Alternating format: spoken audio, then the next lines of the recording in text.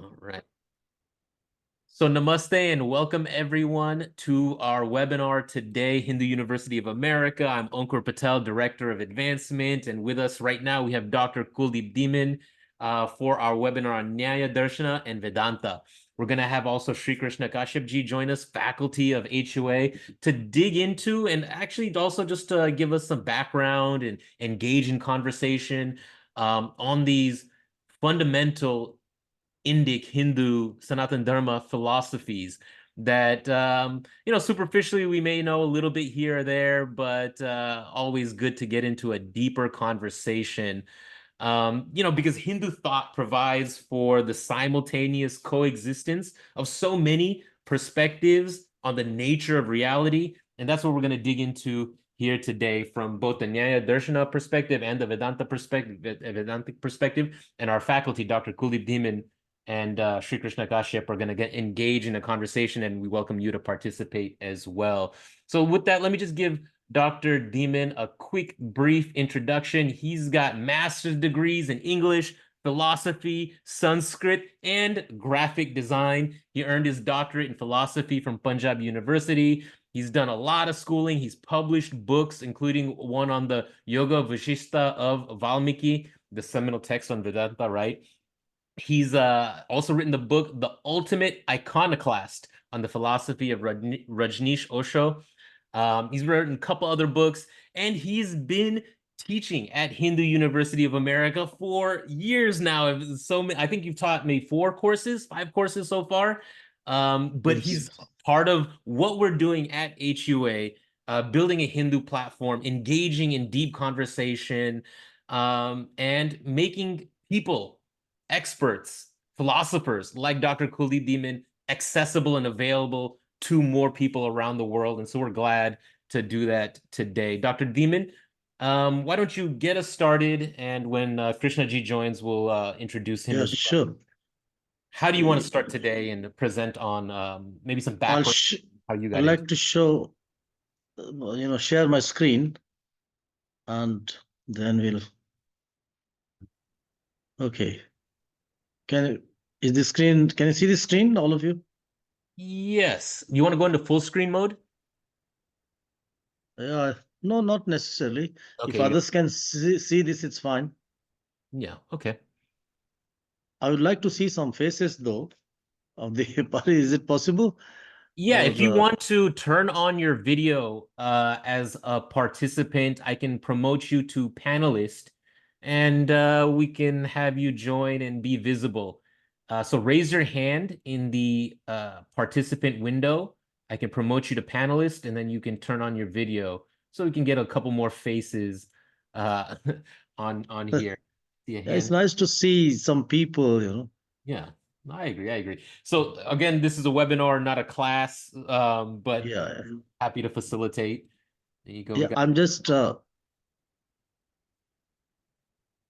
showing this slide so that it becomes a little easier for you to understand.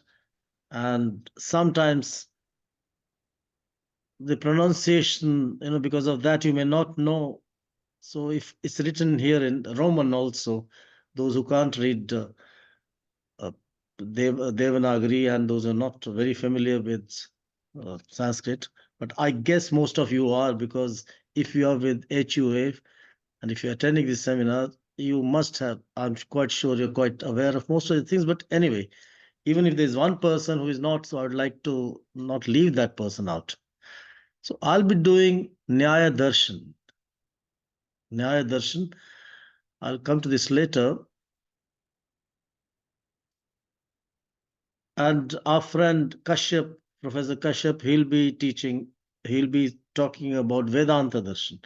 So Vedanta, most of you are familiar with, I am sure. Nyaya, perhaps not that familiar, because Nyaya, generally, very few people talk about it. So let me just give a brief thing. See, in India, you have 2 types of philosophies. There are the 6 Astic Darshana philosophies. Astic, oh, sorry, this thing is. Darshana means philosophy, if you translate that into English, but actually that's not an exact translation. Darshana means to see, and not just to see rightly. No, all of us see, but that's not, most of it is we don't see properly. We don't see things the way they are. So darshana here, it means to see things as they are, not as they appear to be. So there are the six astic darshanas. You can also call them Vedic darshanas because they take Vedas as their base. So these are the six Vedic darshanas: Purva Mimamsa, Uttar Mimamsa, Sankhya, Sankhya Darshan, Yoga Darshan, Nyaya, and Vaisheshika. These are the six in this Vedic camp, which is called the Astic. There are many translations of Astics. Astic, what Astic is, we'll get into that later. Then three Nastic darshanas, which are called Nastic darshana. So one is the Charvak. These are the Indian materialists. Okay, so we also have materialists. And Jainism is a religion, Buddhism you know about. So these come to this side, and here Astic. They are called Astic because they accept Veda as the ultimate source of knowledge. For them, like if you're doing science, you accept Newton as the ultimate system builder, and your science should not violate Newton's laws. So similarly, here these six darshans, they accept Vedas as pramana. We'll be doing pramana. What pramana is? Pramana means a means of knowing as an authority. These three don't accept Vedas. They don't accept. They say no. So that's why they put into Gnostic camp. So these are the two basic things. And Purva Mimamsa, Uttar Mimamsa are taught as one, as a pair. Sankhya and Yoga usually treated as a pair, and Nyaya and Vaisheshika are treated as a pair. Sri Krishna Kashyap ji, he will be talking about this Uttar Mimamsa. This is Vedanta, falls into this category. Purva Mimamsa is something else. It has more to do with yagyas and rituals and so many things. So Uttar Mimamsa is what he'll be doing. Sankhya and Yoga. Sankhya is a philosophy, Yoga is the practical wing of Sankhya. And Nyaya and Vaisheshika, they are logical schools. These two are logical schools. So Nyaya means, if you translate into English, it means logic. You study logic, so that's the Nyaya Darshana. And believe me, the ultimate goal of Nyaya is also moksha. It's not just for arguing. Before that, I would like to know how much time I have so that I don't take too much of the Yeah, I time. mean, how long do you think you need? Maybe 10, 15 minutes, whatever Sri Krishna Kashyap ji needs on the back end, and then we'll take questions after. We have a, hour to 90 minutes for the whole webinar. Okay. All right. So these are that. So what's Nyaya? So Vatsyayana, who wrote a commentary on the Nyaya Sutras of Gautama. Gautama is the sage, is the rishi who is credited with writing the Nyaya Darshana. So Vatsyayana wrote a commentary on the sutras. So he says, Pramanir Artha Parikshanam Nyaya is to examine something through the instruments of knowledge. That is called Nyaya. To examine, not just to listen, not just because it's written somewhere, not just because somebody you trust is saying that. No, it's you examine yourself properly. So that's called Nyaya. Okay, so I'm going to skip most of this and Darshanam also. Sutra, if you're interested later on, I'll tell you what it is. So why should we study Nyaya? That's the big question. Like you are here, obviously you must be wondering why we should study Nyaya. Why not study more interesting things like the Upanishads or the Gita, which I'm sure most of you have either studied or want to study, because they are very attractive and they are the source of self knowledge, and they promise moksha, and they are very beautifully written in poetry and everything. So why should you study what is considered logic? Is generally considered to be a dry subject. Okay, but believe me, as you study this, it'll be so interesting. There is a Swami Tejomayananda. Somebody said, this the path of Nyaya and knowledge, they are dry paths. They are dry. He said, yeah, they're dry, like dry fruit. Okay, they may look dry, but it's so much in them. Similarly, Nyaya. There is a line which says Kanadam Paniniyam Cha Sarvashastropakarakam. Kanadam, as I said, Vaisheshik Darshana, I mentioned just some time back. Nyaya and Vaisheshik are taught as pairs. So Kanad was a sage who wrote the Vaisheshik Darshana. So he says Kanad's Vaisheshik Darshana, or in other words, broadly speaking, the logic part of it, and Paniniyam. Panini is the sage who wrote the Ashtadhyayi, the grammar. So these two, Sarva Shastro, Shastra is subject, discipline. So these two are fundamental to any discipline of knowledge, be it philosophy, be it science, be it music, painting, name it what you want.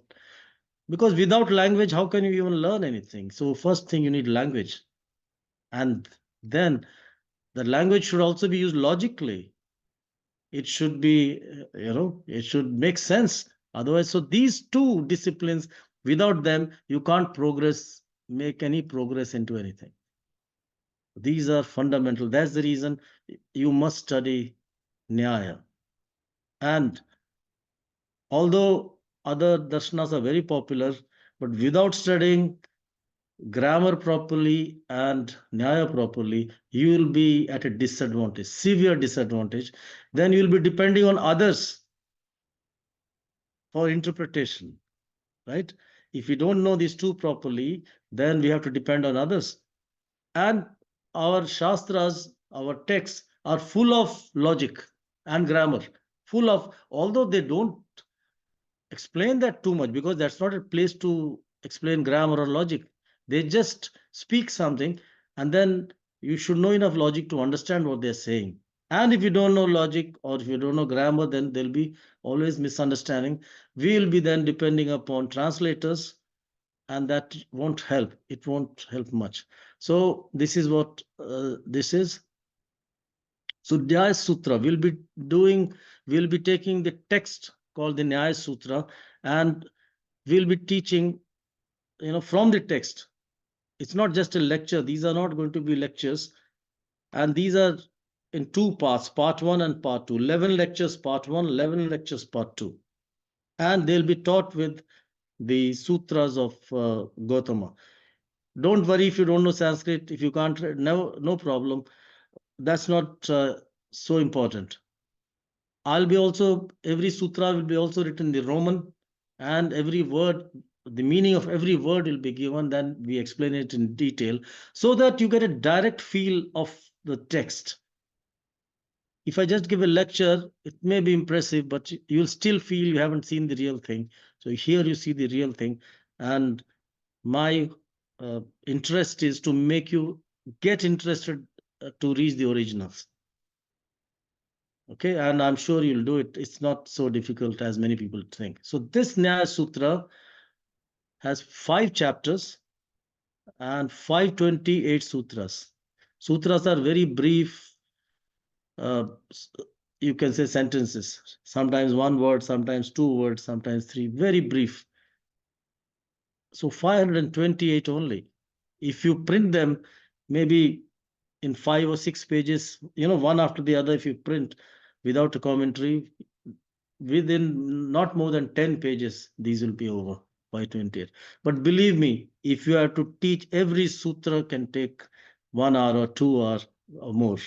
because sutra is like a formula, mathematical formula, very, very precise, very contact.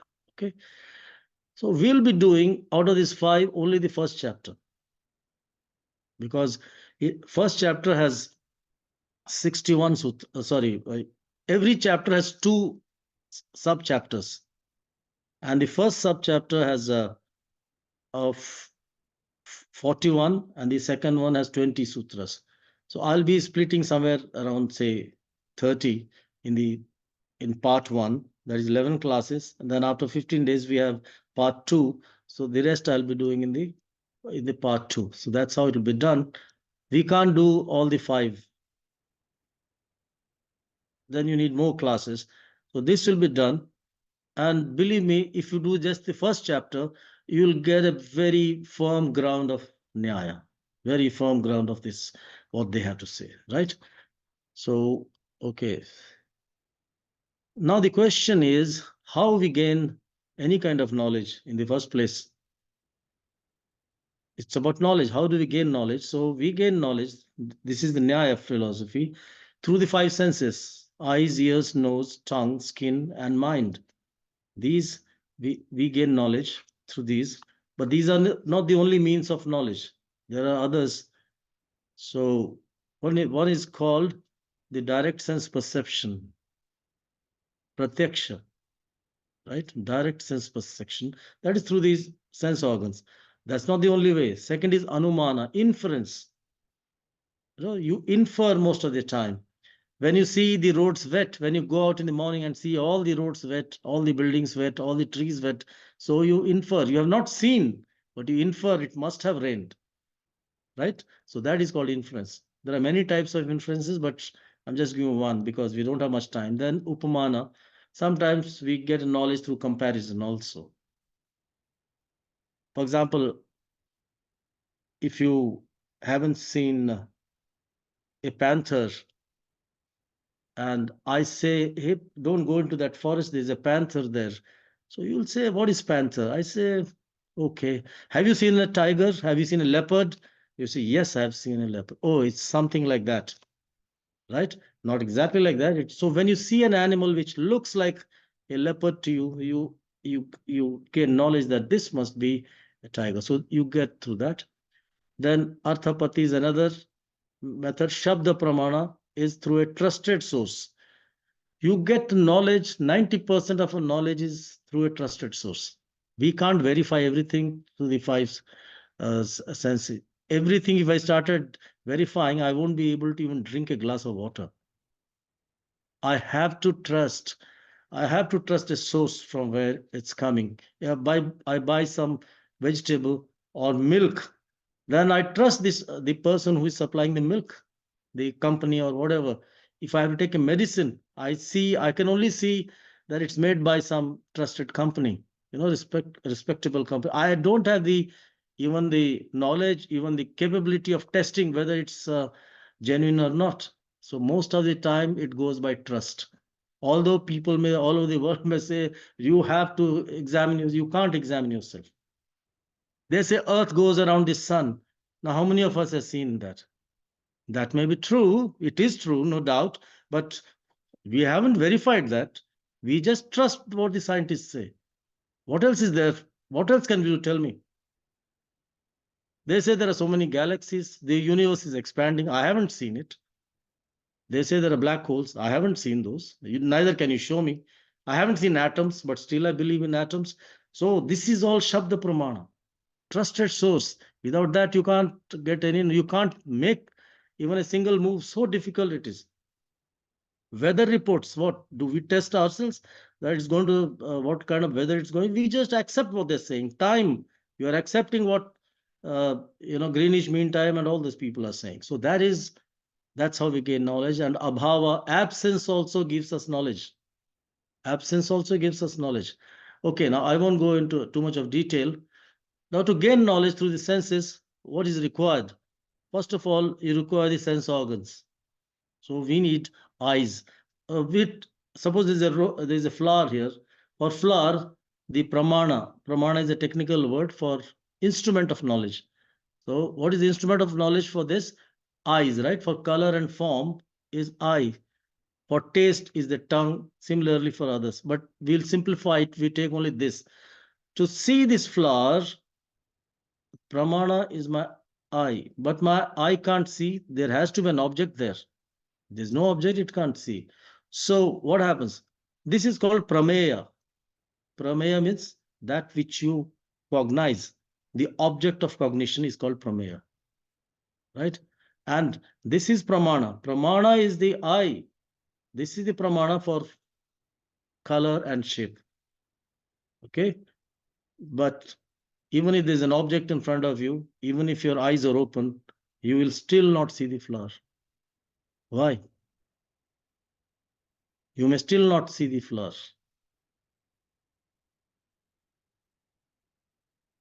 If your mind is elsewhere. Suppose you're preoccupied with something else. So even the flower is in front of you, you will not see the flower. This webinar is in progress, but suppose your mind is preoccupied with something very urgent, right? You'll be thinking about that. Let's say somebody is very serious, so you will be thinking about that. So whatever is being said here, most of it will just escape. Although your ears are fine, your eyes are fine, you will not see that. So you'll miss even a mountain if the mind is not there. And mind can also create a mountain even if the mountain is not there. So mind is the most powerful instrument, powerful, whatever you want to call, faculty in the universe. It can create what is not there, and it can even miss what is there. You can miss the Himalayan mountain if you're standing right in front of Mount Everest. But if you're worrying about something else, you may not see the Mount Everest. So this is called pramana, through which you know, and prameya is what you want to know, and the knowledge that generates that this is a flower, this is a red flower, this is knowledge. So this is called prama or jnana. This is called prama, pramiti also it's called. So, and the one who knows is called pramata. That is you and I. So this is called pramata. So, and this is direct sense perception, but as I said, that's not the only way we know. We know through inference, we know through other means also. Okay. Now, what does Nyaya teach us? Gautama, the sage who wrote it, he begins with 16 padarthas, 16 categories, you can say. And his claim is, if you know these 16 properly, you will get moksha. You will get ultimate freedom. Your miseries will be over. This is his claim. Okay. And now we have to see whether that claim is right or not. So the first is, for example, praman, because everything has to be known through examination. You don't just accept dogma just because it's written in some book in Gita or somewhere. You should not accept just like that. So first is pramana is required. Prameya is an object to be known. Whatever you want to know, then you have this doubt. Most of the time, logic becomes with doubt. All arguments, because there's doubt, we are not clear about it. For example, God exists or not. It is a doubt. It's a doubtful case. Some say it exists. That's why there's argument. Nobody argues whether sun exists or not, the moon exists or not. Nobody argues because that's self-evident. There's no doubt whether you're an atheist or not. It doesn't really matter. But most of the thing, all this philosophy is because of the sanshaya. Sanshaya means doubt, not very clear about what's happening. And there are other things which you ought to know. I won't get into that right now. So how many prameya? There are billions of things to be known in this universe. But Gautama narrows them down to 12. Atma, the conscious self; Sharira, the body; Indriya, the sense organs; Artha, objects known by the sense organs. So all the objects of the universe can come in this. Buddhi, intellect; Mana, mind; Pravritti, motivation, action. You got motivated to come to this class, right? Not class, this webinar. So that's called motivation. Dosha, you like something, you don't like something. At the end of this, my presentation, you may like Nyaya. What I said, you may not like. So if you like, you will be motivated to take up the course, perhaps. Otherwise, you'll say, no, it will be a waste of time. Maybe you like something else. Then Pretya Bhava, rebirth. In India, we believe we don't end with this body.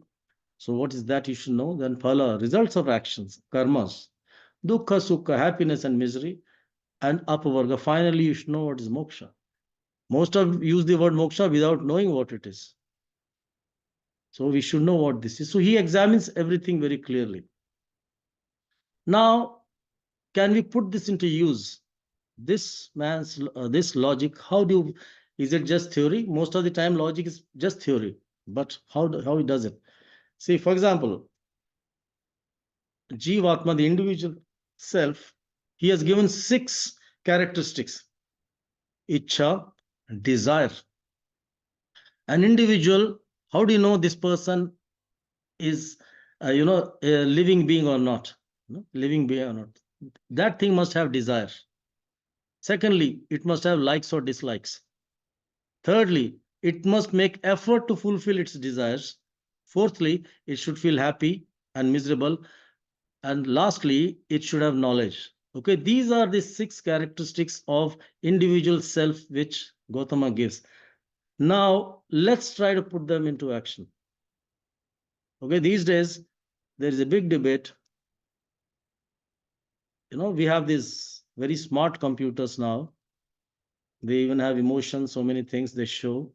And they can play chess and they can defeat you in the grandmaster, and they can do so many things which you and I can't do, right? What computer can do.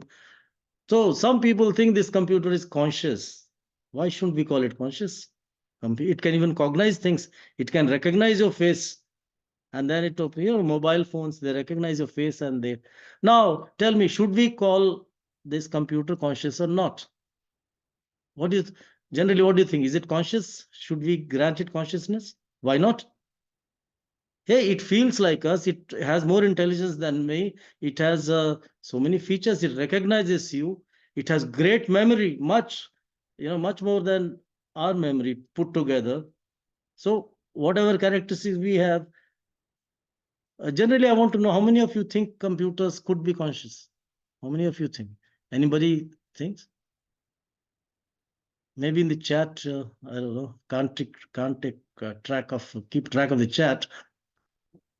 Yeah, but we're getting Okay. everyone's saying no. Christina, Shashikanchi, Chirya. Yeah, no, this is an interesting thought question. Definitely got us thinking. What are they saying? No, they are not conscious. Yeah, no, since no Tell Jivatma, me. Devesha, absolutely not. Okay, No wait, artificial intellect.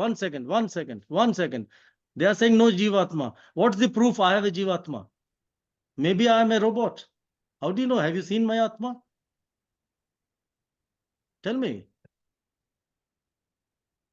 I could be, what is that, chat GPT, and what is that, they are coming up with all those. So how do you know I have to, these days what happens, we have to prove to a computer that we are not a robot. See, So Shashikanji says you have feelings and emotions, but how do how I do know you have feelings and emotions? that's what I'm saying. How do you know? I'm just acting. Perhaps I'm just a play actor. I'm good actor. I can mimic. Even the Alexa, she also has a lot of feelings. You say something bad to her, she shows feelings. And if you praise her, she's happy. Say, Alexa, you're looking beautiful today. So Alexa is that. On Amazon, they have that. Perhaps you have those instruments and you can speak to them.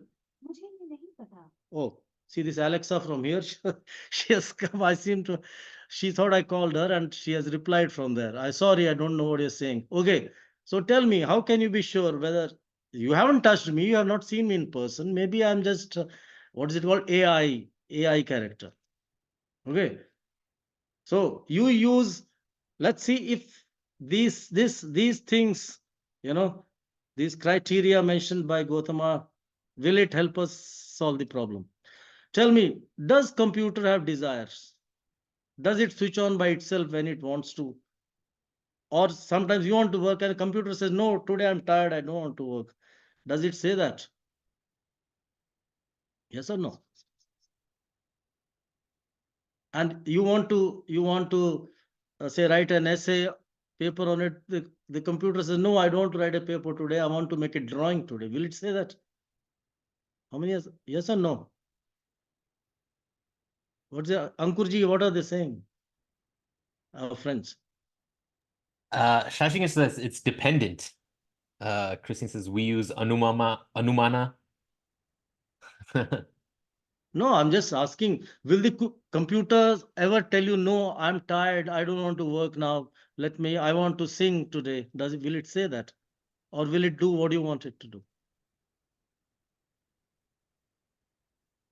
Yeah, people agree. Okay, think about it. You needn't give me an answer now. Does it dislike something? You know, you want to do mathematics on a computer, computer says no. You want to Google, the computer says no, I don't want to Google, I don't want to open your email today. Will it say that? Second, prayatna, will it make an effort to fulfill its own desires? Okay, does it have happiness? Does it have misery? And does it have knowledge? Now, the last part, knowledge, you may think computer has knowledge, but remember, that is information. Information and knowledge are two different things. Google has a lot of information, but knowledge, that you think. So this way, you can think later after the webinar whether to call it conscious or not. All right. So quickly, I think I have just a little more time left. I'll quickly compare Western logic with Indian logic. You know, in West also the Greeks made great contributions to logic. Now we have to. So Aristotle was the father of logic, as he was father of so many things. He had many children, physics, poetics. Aristotle wrote about almost everything. They say if you dig up any branch of knowledge, at the bottom you'll find Aristotle. He was such a genius of his time. So he said to come arrive at a truth, he came up with the syllogism.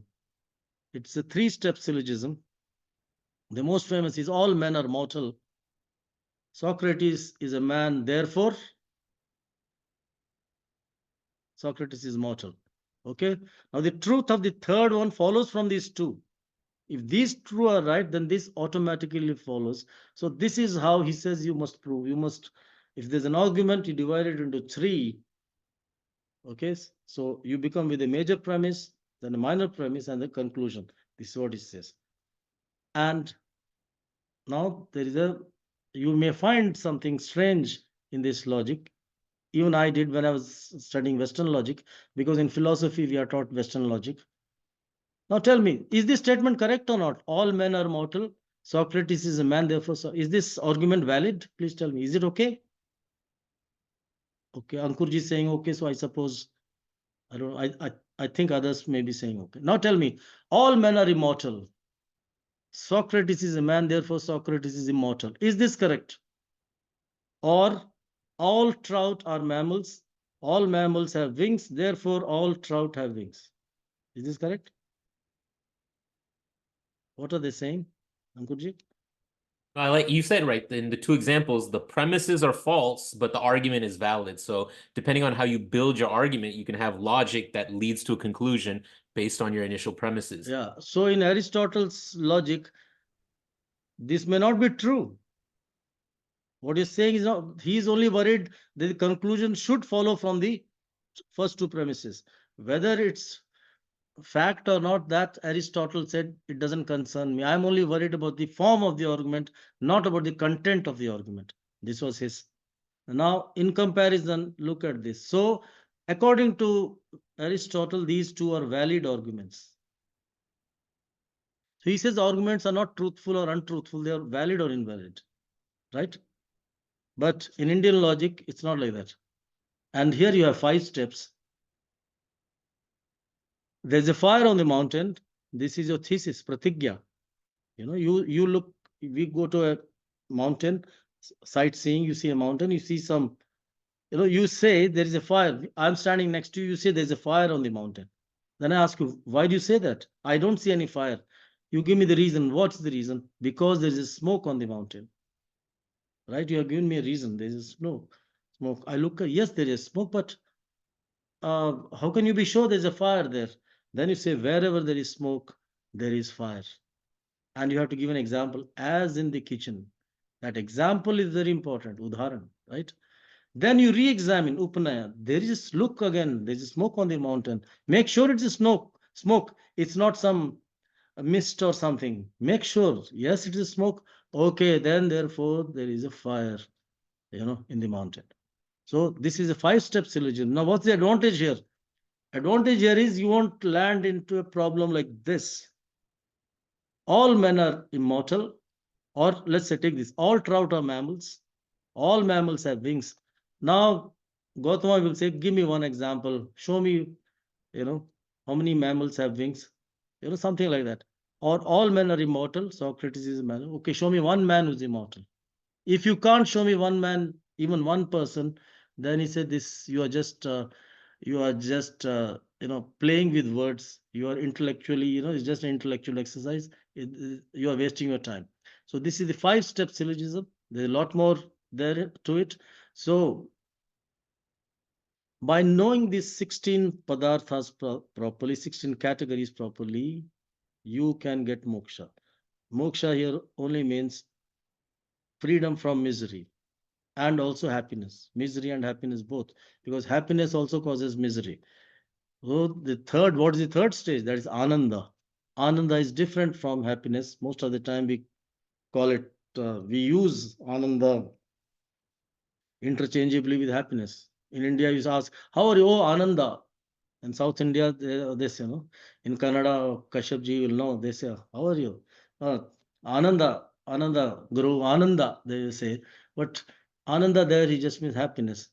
So this is what, so Jainas, Buddhists, and the Charvakas also developed their own logic to defend their stand, but we'll be studying Gautama's logic.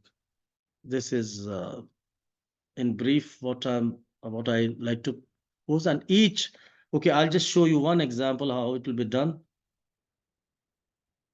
1.1 to say.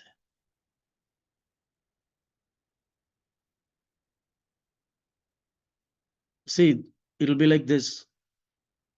So we first have the sutra.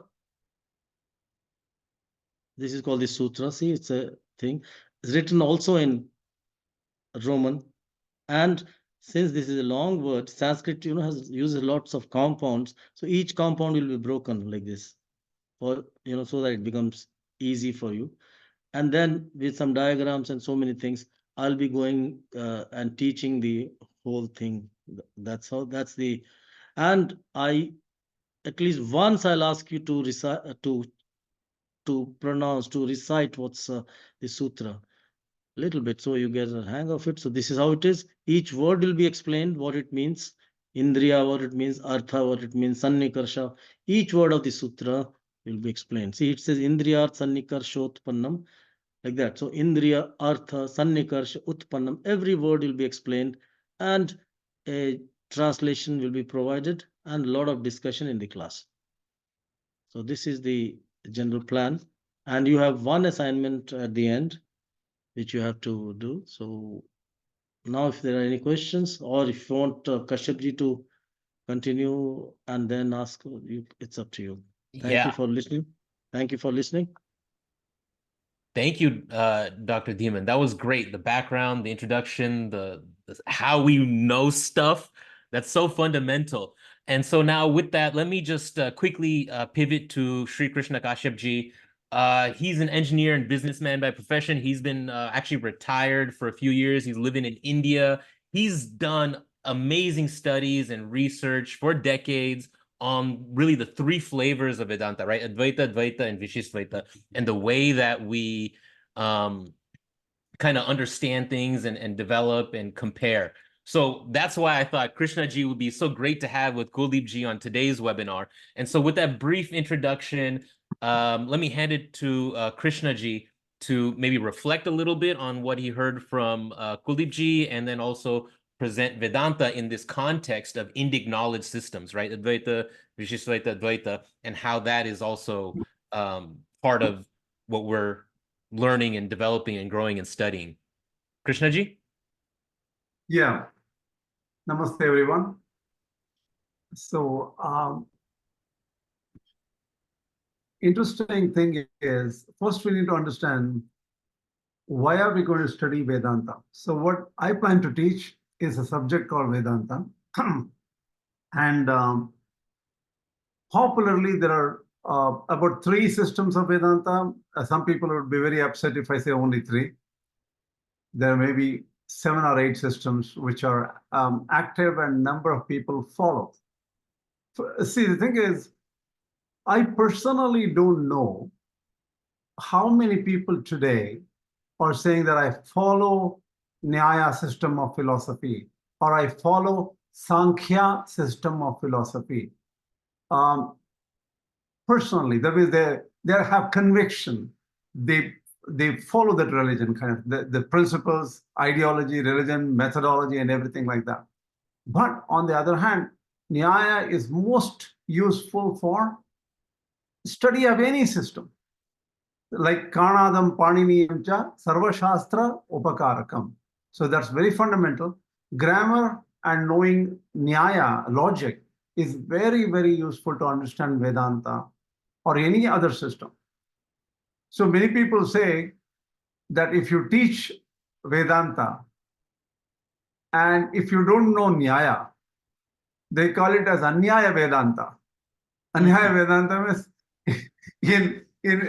useless. It is a slang for, oh, Anyaya Vedanta, horrible. He's just fraud. He doesn't even know Nyaya, and now he's teaching Vedanta.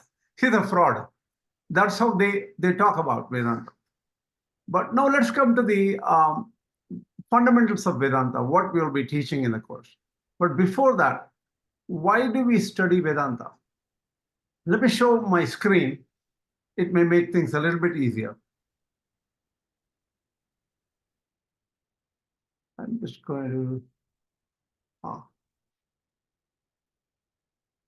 Can you see my screen? No, it's not sharing right now. No. Just a second, please. I don't know why it is happening.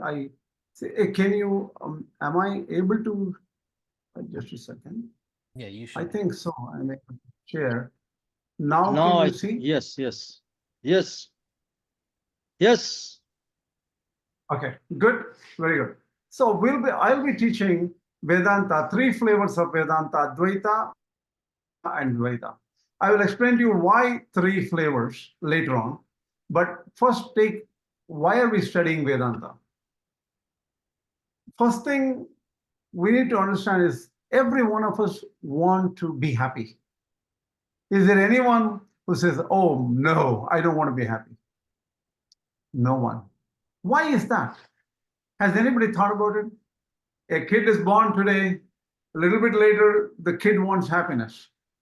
Any person, it's like a common characteristic across everyone, anywhere in the world.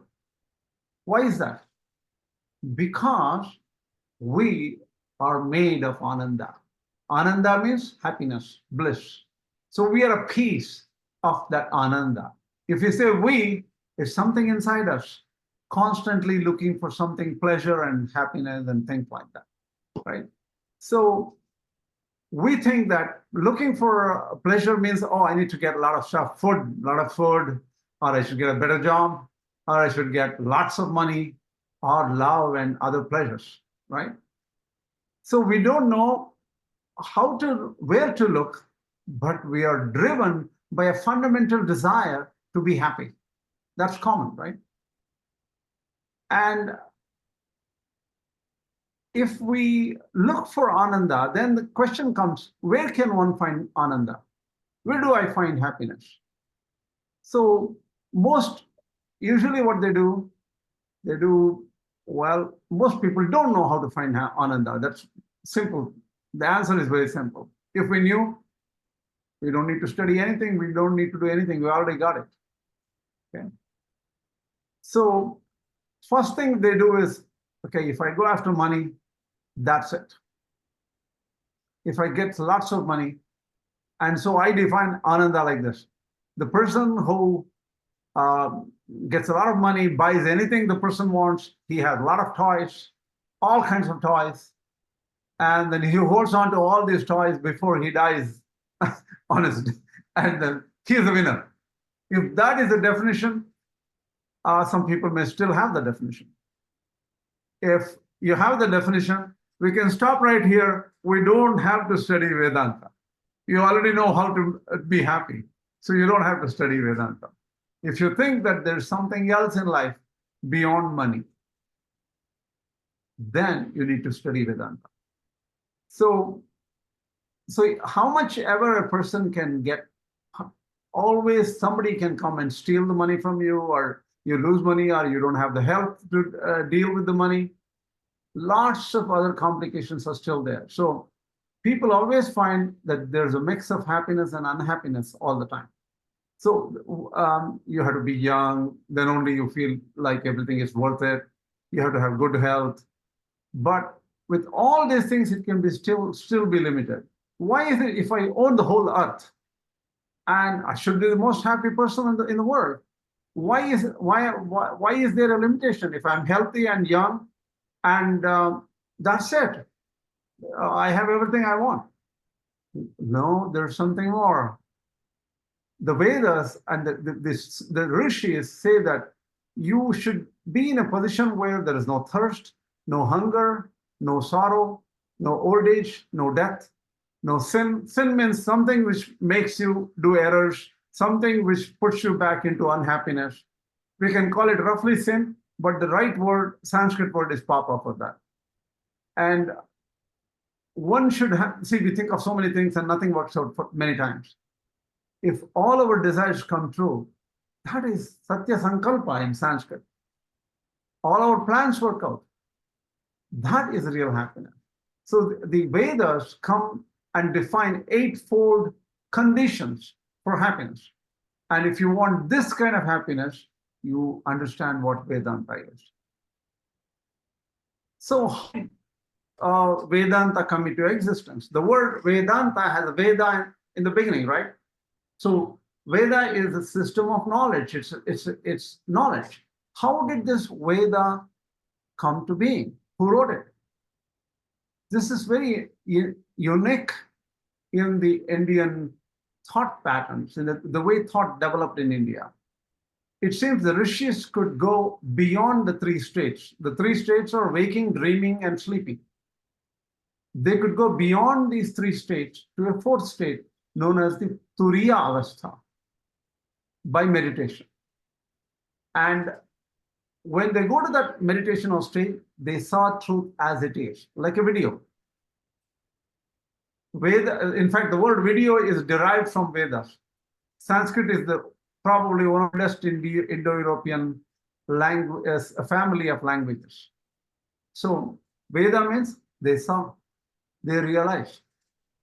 Mantraha drashtaraha, the rishis saw the truth. That's why they ask these fundamental questions right there. Right, the rishi says, Kim karanam brahma kutasma jataha. They say, what is the source of this universe? Why are we here? They started questioning. It's not just how to make money, how much more money, can I get this, can I get that? That's just not that. They saw the limitation of life, that we can get diseases, our minds can go crazy. We have limitations in terms of how much life do we have. Some people die very early, some people a little bit later maybe, and some people will live about 100 years. So with all these limitations, they wanted to find the truth first. And they asked this question, what supports us all? Kim karanam brahma kutasma jataha jivamakena kvachatam pratishtaha. Why are we living? Who is making us live? Most cars fail within 10 years or 15 years. Our heart seems to be working for about 70, 100 years or something. Who is making all these work? Our mind. Who is making our minds think? Our tongue speak. Do I design my tongue directions when I speak? Oh, this way, left, right, center. We don't design anything. Everything happens. So with these great seers, they didn't have libraries or textbooks or anything like that. They sat somewhere and did meditation. And they went into meditation and they saw the truth, and they started teaching the next generation how to meditate so that they can see. They didn't teach what that information they saw, but they taught others to meditate. So that was the way thousands of years back, the transmission of knowledge occurred through just initiating somebody into knowing how to get to the state of meditation. But that technology did not survive too long, in the sense that the students were not good enough, or they were not serious enough or something, and somehow the tradition failed. The implementation knowledge sort of withered away. Then they started telling what they saw through languages. And those were written down, and they are the Vedas. And the Vedas, there are like 5,000, 6,000, or 10,000, or 20,000 rishis, not just one. These were all very, very intelligent seers, thinkers. Each person came up with some realization. For example, Rishi Vishwamitra came up with the Gayatri Mantra, which most people, the religious people, follow and practice and meditate on. So many rishis came up. Pippalada came from, got some other answers, some realizations.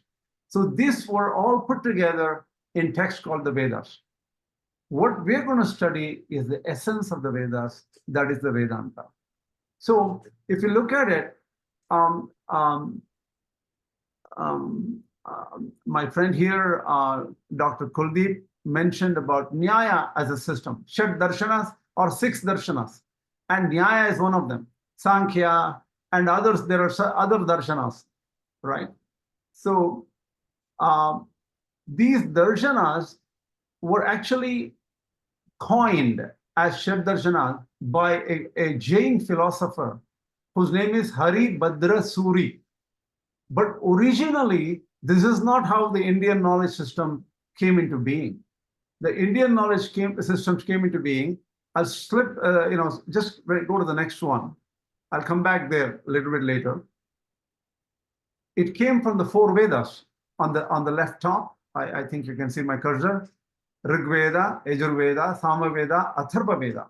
These are the 4 Vedas which came into existence because the rishis realized them. And there are some accessories to study them. The accessories are Shiksha, Chandas, Vyakarana, Nirukta, Jyotisha, Kalpa. Shiksha means phonetics. Chandas means metrics. Grammar is Vyakarana. Etymology is Nirukta. Astrology is Jyotisha. Ritual is Kalpa. These are very supportive to understand Vedas. So what are Vedas?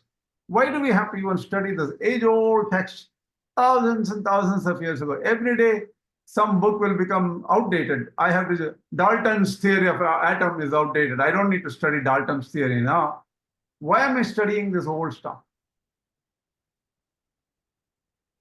Because they deal with something which are not physically perceivable. They're beyond our senses. For example, where's my mind? Is my mind dark colored, white colored, yellow colored, or red colored? How do we know? Who has seen his own or her own mind? So he deals with suprasensory, beyond the senses, beyond our senses. So if you need information about something beyond your senses, like consciousness, life, God who created everybody, supposedly, all this information is in the Vedas. So, science has advanced and stuff like that. Science is dealing more with something which is object-oriented, something like an object, something to get more out of something else, efficiency, money, whatever it is. But if you want to know about yourself, consciousness, you need to understand Vedas. And in fact, the right stuff to understand is the Upanishads, which are the part of the Vedas. Each Veda has got 4 parts: Samhita, Brahmana, Aranyaka, Upanishad. So the Upanishad is the Jnana Kanda, that's where the knowledge is there. There are supporting Mimamsa is the Brahma Sutras. Mimamsa has Purva Mimamsa, it is about the karma. What is a karma is? The Vedas have given some methodology to achieve something you want. Suppose you want a child, you can do some yajna or something and get a child. If you have the right people who do the procedures properly, they can get you a child. Like that, there are different things you can get through karmas, and you can get knowledges to get moksha or to get final salvation, however you define it. And there are different levels actually. Coming to the next, if you look at all the shastras put together, the dharma shastras, they're all code of conduct. Puranas, which will help you understand Vedas. Nyaya, again, see, Nyaya is necessary. Nyaya is logical analysis. You need to understand logic. So if you put together all the books and textbooks which are in this 14 sources of knowledge, you can probably come up with million lines of information. Okay,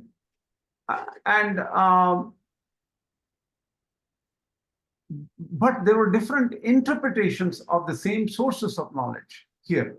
So some people understood it as an Advaita form, Vishishtadvaita and Dvaita. The three different views came up from the same source of information. So there were no pretty wars between these three separate systems. They're not separate religions. Well, there may be some differences. They may not mix together easily. They may have separate temples and separate places of worship and things like that.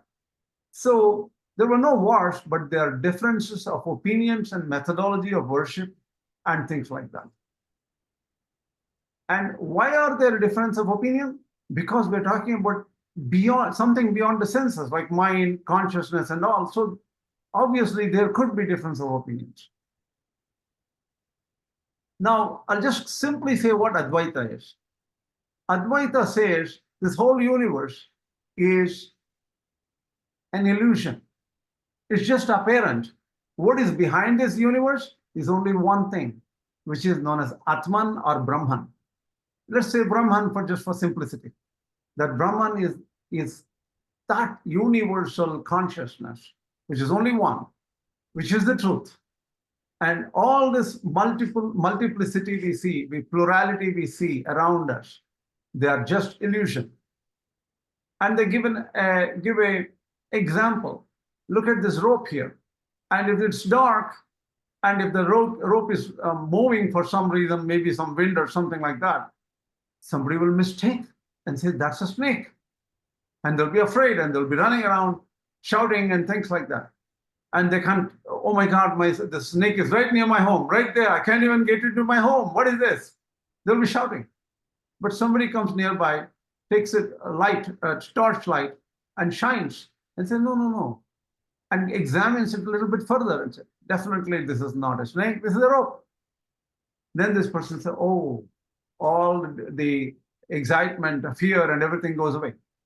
So this analogy is given to this universe. The universe is just an apparent. It's all this. I am thinking, I am, I'm a person. I need this. I need that. I hate that person. I like this person. I have to win over this. I have to compete over this. All these things are illusory.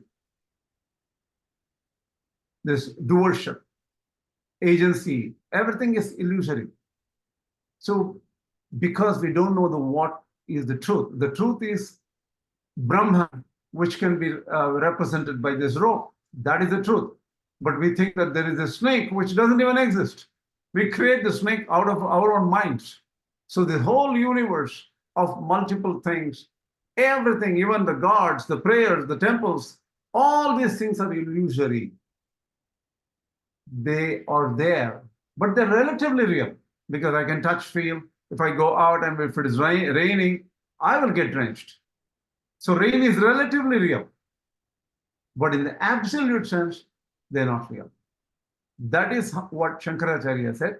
I don't want to take this whole class as a big theory lesson here. I just want to quickly say, how can the other people think of something different? Shankaracharya says, if somebody is an ignorant person, then everything is real. That means you have, a lot of people, beings, matter is there, jivatmas or individual souls are there. There are different worlds, and there you have to do a number of things to get to realization. You have to do yoga, karma yoga, jnana yoga, bhakti yoga, and all these yogas, and then eventually reach a Vaikuntha or some higher level zone where there is no unhappiness. See, this could be a view for an ignorant person according to Shankaracharya's view. When one person gets jnana, when a person becomes jnani or knowledge, all these things, illusion goes away. This universe, all these things, beings, everything will go away. All that person sees is only, they realize only one thing exists, Brahman exists. That is one point of view. But what that is the first point of view I said. The second point of view is Dvaita, where everybody is separate. There are separate classes of beings, beings like us or human beings. There may be higher level beings. There are like 30 classes of beings. And Hari is Brahman. Hari is one, the highest God. And serving him will get you what you want. Permanent happiness. He is the giver of all happiness. So you have to get it from there. You need the kindness, you need the blessings of that one Hari. As long as you don't go to Hari and then just go around and locally, you can only get little bit, not much, not permanent happiness. So permanent happiness can be gotten only by Hari, praying to Hari. So there will be never the Brahman and Jiva and Jada, all this Jada is matter, insentient, sentient, and the super Lord. All these people are different forever. There is no oneness. There is no one thing. Everything is stratified. That is the view of the Dvaitins. And the Advaitin, the Vishishta Advaitins are somewhere in between. They define Brahman as something with attributes. And it's one. And everything is combined in one before creation. Once creation starts, the separation of Jivas, Jada, and Paramatma, all these are separate. Sentient, insentient, and the creator, sustainer, destroyer, all these are separate. Only through different processes like bhakti or devotion, that's the main method by which a jiva can get realization. And you need the grace of that Ishvara or the creator. And they talk about a final goal, a final zone, Vaikuntha, beyond all sorrow, where the people, everybody will be there and the Lord will be there and there will be no sorrow and then there will be only happiness. So they come up with this kind of a view. I don't want to take too long. That's why I'm keeping it short. There are other 2 or 3 different other views of Vedanta. So they can have different theories based on the same topic, the same set of scriptures. Now the question is, can this be reconciled? Are they trying to fight with each other? They can be reconciled. And that will be dealt with in detail in the class. And the importance about this is, if you look at any Hindu person, pretty much they will fall into one of these 3 categories. The reason is the other systems which spring out of this are connected with this. So, for example, Achintya Veda doctrine of the ISKCON Hare Krishna movement, that the combination of Dvaita and Vishishta Dvaita kind of thing, right? So the many other systems will be somewhat related. Why? Because there's extremities. One thing is the world is totally unreal. They're real here, and there's difference, absolute difference between everybody. That is the Dvaita theory, and everything will end up being only one in the Advaita. So they're like poles apart, and one is in the middle. Vishishta Advaita is somewhere in the middle, but these 2 are poles apart. So they have different views. The other systems fall somewhere in between. And these systems have argued against Buddhism and Jainism and created their own philosophy. So this is the summary of where we're going. We will have about 12 to 13 lectures. I'll give 3 lectures on the first topic, second topic 3 lectures, third topic 3 lectures, Advaita, Dvaita, and Vishishta Dvaita. Then we will see how we can reconcile, understand the differences. Why did they separate out? Why did they have different points of view? And that's what we're going to learn.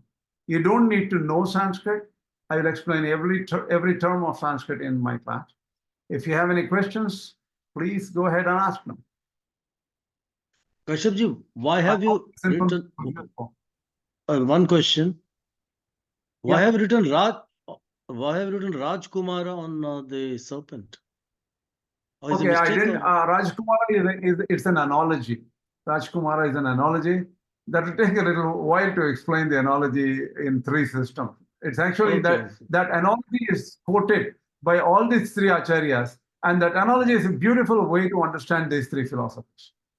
You mean the prince who got separated from the king. Is that Yes. that story? Yeah. Who got separated from Basically, his I parents? can say it in 3 minutes. I can say it in 3 minutes.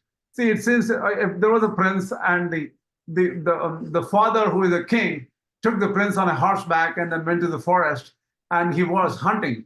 While hunting, he was deeply involved in hunting and the child fell away somewhere and he didn't realize maybe it was dark or whatever it is. The child fell off a horse and the child was lost in the forest. Somehow he couldn't get it. Then the child grew up in the forest among the forest dwellers, and then the kid didn't even know where he belonged. He thought he was just a hunter, so he learned hunting and then became a hunter. And one fine day, a person who is a sage or a monk who came from the city recognized this kid and say, "You don't look like a hunter. You are a prince." So the thing is, this is an analogy for Advaita. The Advaita says we think that we are messed up, we are in this body, we have to compete, I have to get this, I have this wants, desires, and things like that. We are stuck in all this this illusion. And somebody comes up and says, "You are not this. Tattvamasi, you are Brahman. You are free. You are that Brahman. You are one." The moment the guy realizes, "Oh my God, I am the one. I am not messed up in this universe. I don't need these attachments." So that is the way the child thinks that, okay, the child is actually a prince. But the same story gets further enhanced. Then somebody says, then the child says, "Where's my father? I'll take you to your father." And that monk takes him to the city and he meets the father, and father is so happy, and they have a union after a long time, right? That is where here the God is like the father, and the child is like the lost soul or the last individual here, and he's always a guru or a teacher will help him get to the father who is very kind, and he is like a king and things like that. And in the next system, what they say is he's just not a king. He's your mother, he's your father, he is very dear to you, you belong to him. And there's so many other relationships you have. You're a piece of that entity. You're just a part of that. You're the spark from the same fire. So these kind of different ideologies are built in the last system to tell them that you always belong to that Lord. So that is the analogy gives you understanding of these three philosophies. That's all. Good question, Dr. Kuldev. Any other questions? We have 60 people. They somehow survived for such a long time. So I hope this is of use to you. Let me know if you have any questions. Yeah, I have a question for the audience. Let me launch a quick poll. Let us know if you're interested in enrolling in either Nyaya Darshana or in Advaita, Vishishtvaita, Advaita, the three flavors of Vedanta. But what we're doing here is, and what I was really hoping with blurry, I don't know what's going on here. Sorry, but what I was really hoping for having both Krishna ji and Kuldeep ji was to have this engaging conversation and bring up the point that Hindu University of America, we have the certificate program in Hindu studies where both of their courses add to the full flavor, right? You can't just understand all of this in one webinar, forget about one course, but we have a whole certificate program in Hindu studies where their respective courses are part of it, and you build your understanding of Hinduism with clarity and confidence. So please do consider that. Fill in that little poll. We'll take some other questions. And if you two have some conversation back and forth, I think we'd all be enthralled by it. Let them ask questions. Open questions right now. No. Let them ask questions if there are questions. Yeah, let's wait for the question. That'll be easier. Okay, audience, please put your questions in either the Q&A box. That's preferred. I don't see any open questions right now. Kuldeep ji got through one earlier. I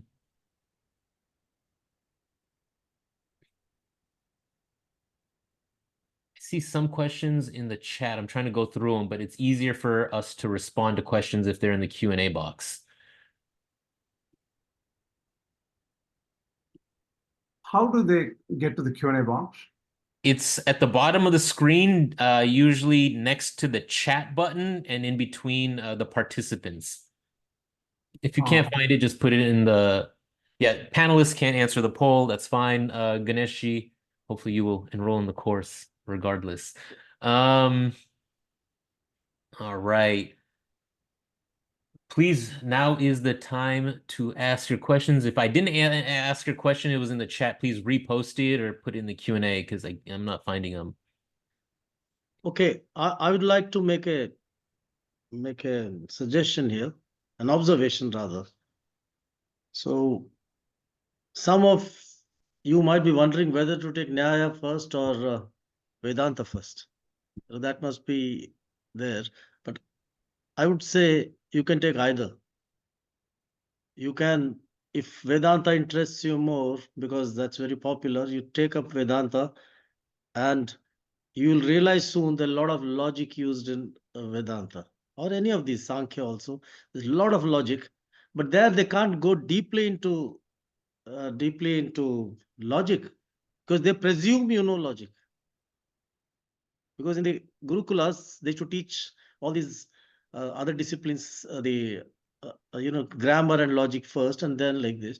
But now it's different. You are coming, most of you are from different disciplines. You already spent a lot of time learning other things. So we can't insist that first you do Nyaya and then you do Vedanta or something else. You can take up Vedanta or anything else first, but sooner or later, you should come to Nyaya also and grammar part also. That's if you want to become a little scholarly kind of a person. If you want moksha, then nothing is required. Just the realization, even illiterate people can get moksha. So that's not the thing. But if you want to enjoy the shastras, if you want to see, just reading a translation will not give you that satisfaction. It is second hand, uh, you know, second hand taste you're getting, not that real raw taste of that text. You must read in the original, whatever language it might be. Suppose I want to enjoy Rabindranath Tagore's Bengali poetry. So you can imagine in translation how much I'm going to get. I should learn enough Bengali. I don't have to become a great scholar of Bengali, just enough Bengali to appreciate the words, the language, how he has used the beauty, music of his language. Similarly, I, I, I, I like I can assure you, once you learn a little bit of initial Sanskrit, little bit of logic, you will appreciate most of the things. And most of the questions which arise will actually disappear because you already know the logic part. For example, all these Upanishads, they talk about Atma. They say it's indestructible. It's, so many things. You cannot cut it. You cannot burn it. You cannot. Now, why should I believe in it? Now, this Nyaya Darshana gives you logic to prove that Atma exists. Because these days, we want proof, right? We want proof. Then you should know the difference between Atma and the mind and such things. So that these texts will help you, like grammar and Nyaya will help you. They'll enrich your understanding of. So whether you study them first or study later, it doesn't matter. But sooner or later, you should have both. That's what I would suggest.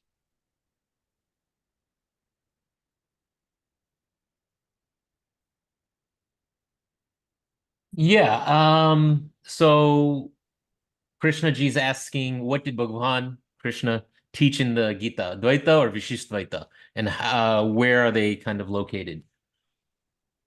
See, the thing is, my teacher is to say, Krishna is very impartial. He has given the same level of difficulty for all these three acharyas in terms of interpretation of Bhagavad Gita. So each acharya has come up with their own interpretation. So what Krishna has taught, they have understood in different ways. So it's very hard to understand who is right, who is wrong. That is where you need to understand all these three systems very seriously. And it may not even logically, these acharyas know Sanskrit very well. They're very well read. So you cannot find any fault with any of these three acharyas in terms of interpretation. And I've been working at that for more than 40 plus years in my life. I have taught Bhagavad Gita 4 times in my life. All the three acharyas, Shankara, Ramanuja, Madhva, all these three acharya views, commentaries put together about 4 times in the last 45 years.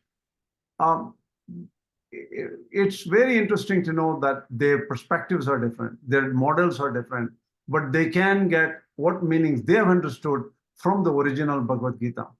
So only what is the truth? You probably have to go meet Krishna and figure it out yourself. May I add a little comment here? In the Gita, Sure. Krishna says, I will appear to you exactly the way you look at me. I mean, whatever you want, I'll appear to you in that way. So if you look at me as say dualist, I'll appear to you like that. If you that way. So it's all here how we look at it. Now there's this beautiful landscape behind the Kashyapji's.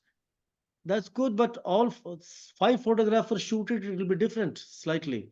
Although the same landscape, one will shoot it in black and white maybe, one might accentuate the colors, then the angles will be different. So it all depends on that's where the individual comes in. The thing is the same, but you see it in a different way. Any other question? There are All are very silent. No, It's all actually, some quiet. people have started putting some questions in the Q&A box. We've got a few minutes left. Let's go through. Oh, there are 5 of them. Yeah. One of it's like the typical good interpretation of the Bhagavad Gita. My favorite is Vivek de Broy's translation. I don't know if interpretation also with commentary is different than interpretation. If you have a favorite or a particular one that you'd want to share. See, let me answer the interpretation. What book is good? See, wait a minute. What happened to that?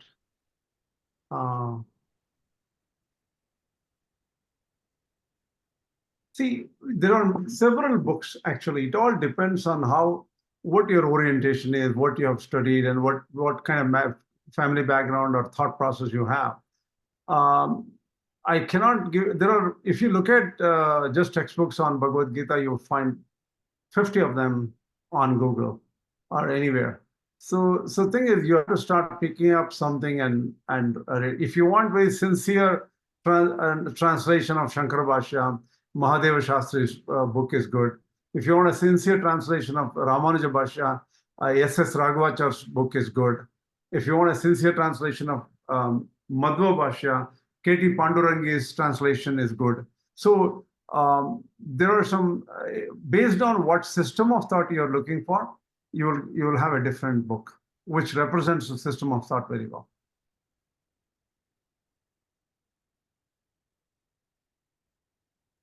Wonderful. Okay.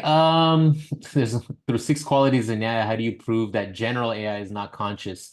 Because general AI is expected to have emergent behaviors like desire to self-learn. I don't know if we want to get into all that. We'll do a special webinar where we'll get into that later on because I know there's a lot of depth and questions and we do that in class. Okay. By the way, in class we discuss such things, and sometimes I also give an assignment that this was the question. You decide what it is. For example, a virus, is it a living thing, living organism, or not? Well, there's a debate. Some people believe it's living, some people believe it's not.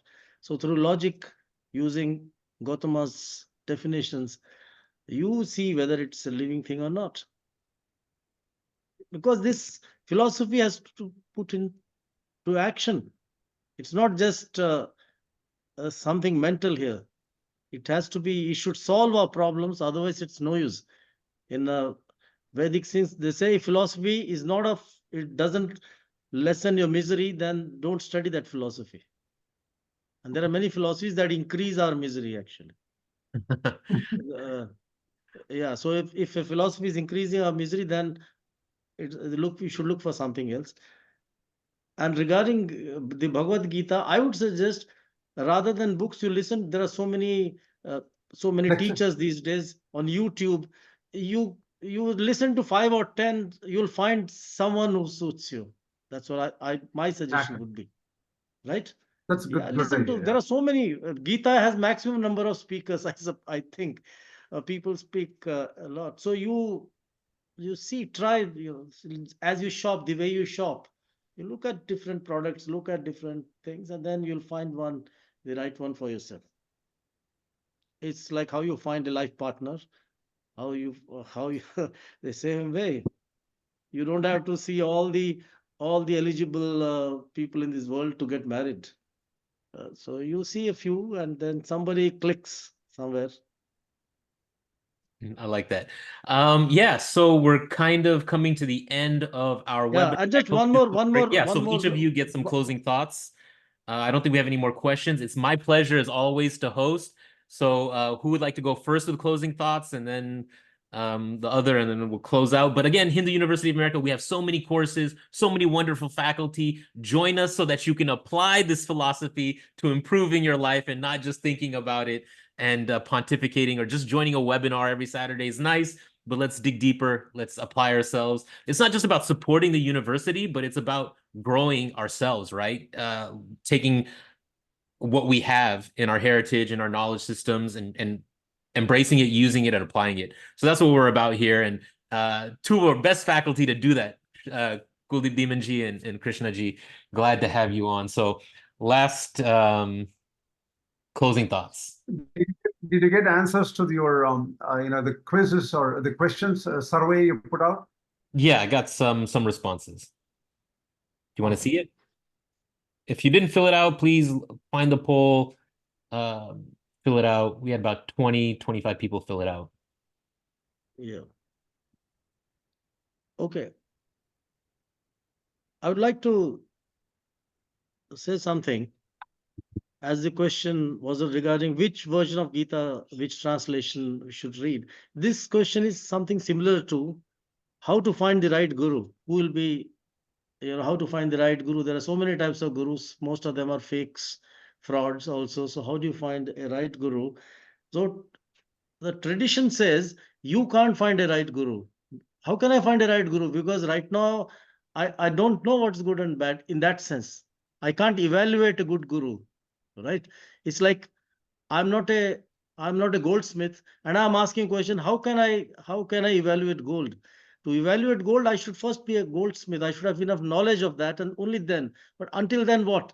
So they say, traditionally, gurus say, you forget about looking for a good guru, you become a good disciple. And there are certain qualities of a disciple. You purify your heart, you become honest. There are so many things. That sincerity should be there. So if those qualities are, if I inculcate, if I manage to imbibe those qualities in me, they say guru will come walking to me. I don't have to go to a guru. The guru will come walking to us. That's what. So similarly, if you just keep your mind open and clean, and that, you'll get the right person to teach you the Gita.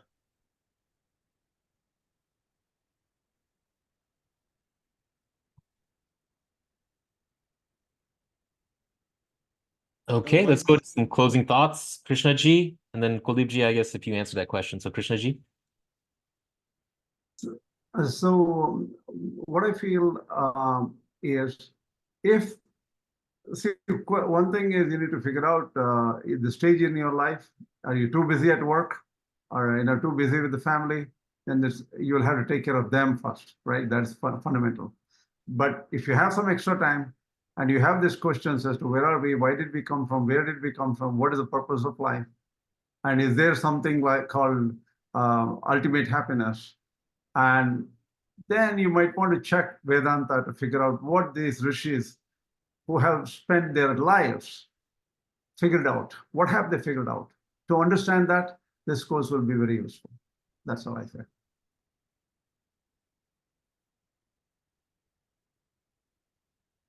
Great. And Kuldeep ji? Yes, you come with an open mind. And if you're really serious about it, you will find what you're looking for. Because ultimate goal is happiness, as Krishna ji has said, that you may make a lot of money, you may make everything successful, but that happiness, that emptiness will never go. There'll be always emptiness inside. Then there'll be disease, old age. No matter how rich I am, how popular I may be a great film star, but one day I'm going to grow old and I'm going to be very miserable because now nobody is asking me for autographs.